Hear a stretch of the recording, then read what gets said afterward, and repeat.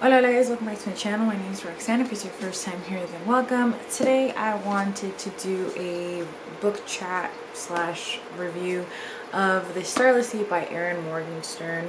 I actually literally just finished this, like just mere moments ago almost. Not really, it was like maybe about 15 or 20 minutes ago, but it's the first time in a long time that I've felt compelled to do an individual review. I don't do those often, though I do wish I would do more of them. So perhaps this is the beginning of a new trend in my channel where I start to do reviews again. So what is this book about? That's a tough question to answer because this book has very little plot, which is fine. I don't need books that have plot. I prefer character-driven stories, but I feel like this book lost itself a lot. So we begin with this boy named Zachary Ezra Rollins, who finds a book in his college library, his university library, that details a memory that he has from his childhood. Galileo. And so I think we can all agree that as book lovers, if we were to pick up a book that in detail had a memory that we didn't ever tell anybody, that we don't remember anybody else having experienced, and it talks about us specifically, that would raise a lot of questions. It would make us very curious. It would make us maybe even a little bit obsessive about trying to figure out the story behind this book. And so that sets off the chain of events that lead Ezra or Zachary, or the fortune teller's son, as he's referred to eventually find where this book came from, the Starless Sea, and everything therein. This book has a lot of ideas and components that could make up an amazing follow-up novel to The Night Circus. In this, similarly to The Night Circus, you get I don't know if I mentioned, Erin Morgenstern is the author of The Night Circus, which is my favorite books of all time, which is why I was very excited for this book, but also very nervous to read it, because it's such a beloved book of mine that you always wonder if the second book if a follow-up book of the authors will measure up. So I think this had a lot of great beginnings, and I think it has a lot of great seeds of what could become an amazing story. Similarly to The Night Circus, that it'll be very evocative and dreamlike and atmospheric, and it'll have great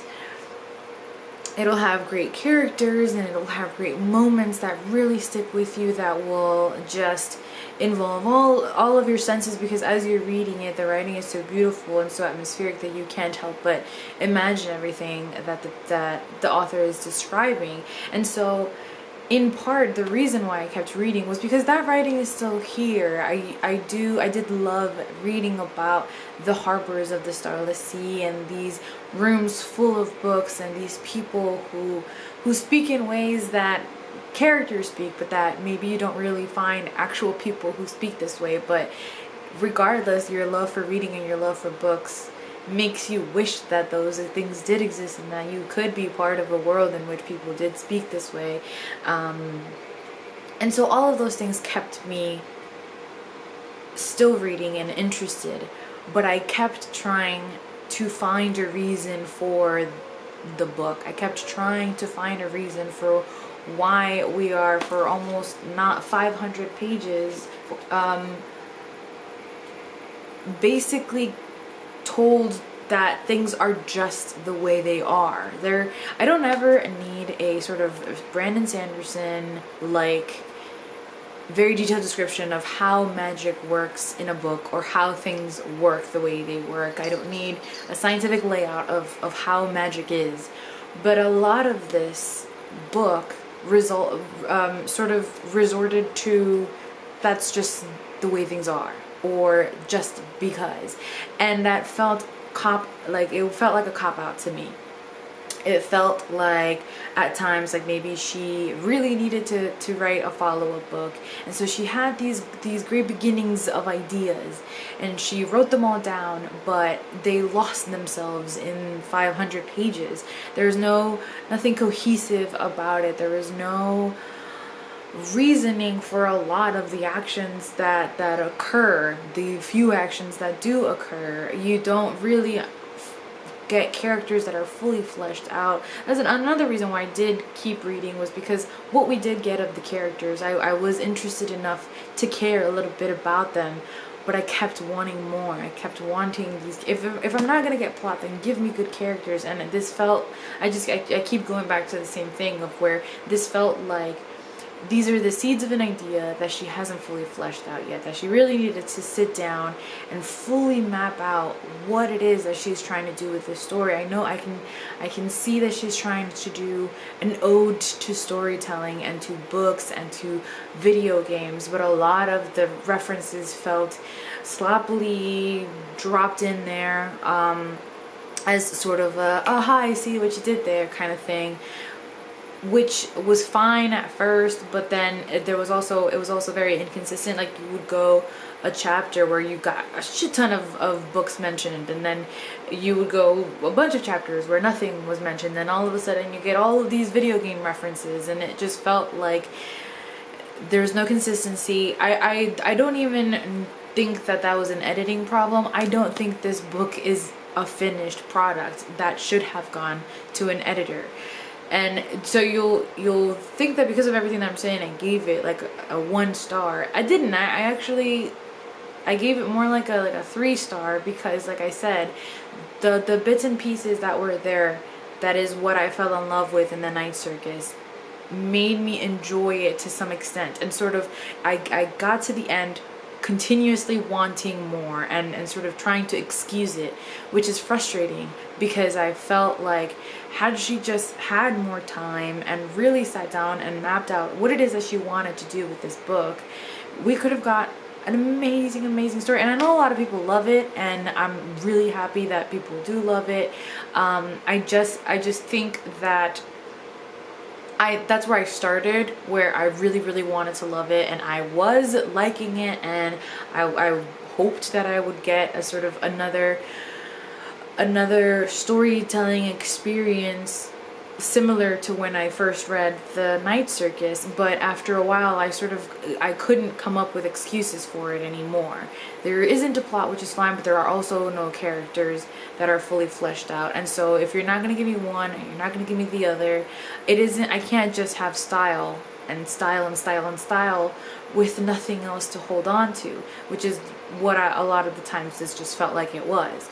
It felt like pretty writing that wasn't giving me anything. It was a lot of holding information back from our main character, a lot of our main character just sort of having to accept that things are the way they are. And so the questions that he has and that they have and that we have are never really answered, because like I said, even though she doesn't need to give me a fully fleshed layout explanation of how the magic works and how these stories are weaving themselves and things like that, I do want to understand what it is that you're trying to build here and why you're doing it in the way that you're doing. I kept having to go back and try to find what symbols meant and who was doing what at what time, and she plays a lot with time and fate and the different times in which you're in, but it never felt like it was like she fully committed. It felt like, oh, this is a cool idea of you could be different people in different times, and when are you?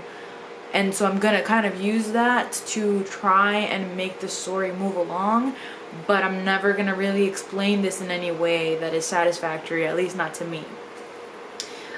There were a few quotes that I really enjoyed.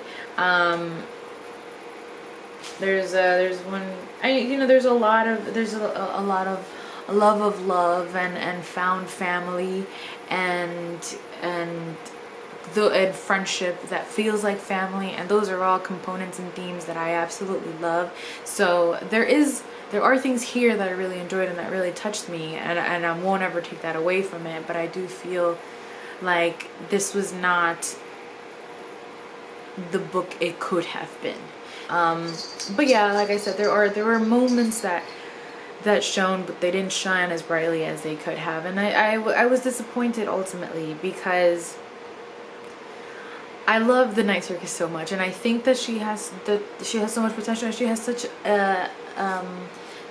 creativity and such an imagination that could really make something. I almost wish she could do this again and really take as much time as she needed with it, and make it into something that every page is magic, and that at the end you're left with this feeling of understanding everything that she tries to tell you about stories, which that they're about change, and that they don't need a finite resolution, that you can end a story knowing that it continues, or dreaming that it continues, but understanding at the end how it ends and why it ended. And I don't think she accomplished what she was trying to prove with her own story. So that is, those are my thoughts on the Starless Sea. I'm sad. I'm really sad. There are things that I liked, but I think overall my main emotion is disappointment, because I knew, I could sense myself really trying to force myself to get to the level that I was at with the Night Circus with this one, and I couldn't, because it's not. But like I said, for those of you who have loved it and enjoyed it, I know some people love the fact that I felt like you were reading a labyrinth, or that it felt like it had so many layers and stories within stories within stories. And I'm happy. I'm really happy that people did enjoy it, because despite the fact that I didn't, does not mean that I don't want anybody to. Those were just the emotions that I felt, and the opinions that I thought as I was reading it, and now that I have finished it. So I will probably keep it. This is actually an ARC. If I see like a really cheap copy at a used bookstore, I might get it. I'll keep the ARC if not. But yeah, we'll see. I'm not sure. I'm sure she will probably come up with something else. Hopefully, she can have another hit with me in the future, but we'll see. Let me know if you've read this and what you thought about it. As always, thank you for watching and for listening. I love you guys very much.